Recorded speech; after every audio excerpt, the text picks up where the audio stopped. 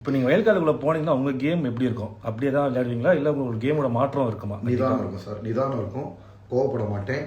அதே மாதிரி வினோத்துக்கு வந்து கானா வினோத்துக்கு சொல்லி புரிய வச்சு யார் மனதையும் புண்படுத்தாமல் உருவக்கேலி இல்லாமல் ட்ராவல் நல்லா இருக்கணுன்றதை ஃபஸ்ட்டு நான் பண்ணுவேன் சார். அதுக்கப்புறம் வந்து பார்த்தீங்கன்னா எந்த விஷயங்களை தவிர்க்கணும், எப்பயுமே கூச்சல் இருக்கக்கூடாது, இன்னும் அதை நவநாகரிகமாக எந்தெந்த வார்த்தைகளை கட்டுக்கோப்புக்கு கொண்டு வரணும். பிக் பாஸ் ஹவுஸை பொறுத்த வரைக்கும் என்னை விட கடுமையான வார்த்தைகள் பேசினவங்களாம் தப்பிச்சிட்டாங்க.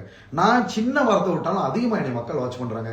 விமர்சனங்களுக்கு உள்ளாகக்கூடிய ஆள் சார் நான். ஏன்னா குறுகிய காலத்தில் ரொம்ப ஓவர் பப்ளிசிட்டியில் இருக்கேன். ஸோ அதை நான் தவிர்க்கணும்னு நினைக்கிறேன். நாவடக்கம் ஃபஸ்ட்டு நாவடக்கம். அப்புறம் வந்து மெகிலையன் காம்போ மாதிரி வினோத் திவாகர் காம்போ பயங்கரமாக இருக்குன்றாங்க. அதை அவருக்கு சொல்லி புரிய வச்சு உருவக்கேலியை தடுத்து 2 பேரும் நல்லா ட்ராவல் பண்ண நினைப்பேன் சார்.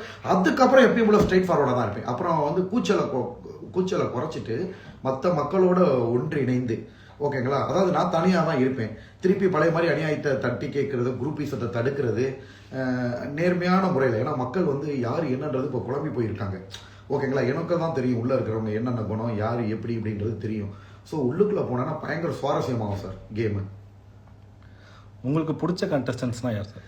சார் உண்மையை சொல்லவா சார், இப்போ ஒரு சில சீசன்ஸ்லாம் இப்போ பிக் பாஸ் ஆரியண்ணா படித்தப்பலாம் அவருக்குன்னு ஒரு யூனிக்கி தனித்துவம் இருந்துச்சு. ஸோ இவங்களெல்லாம் எனக்கு பிடிக்கும்னு.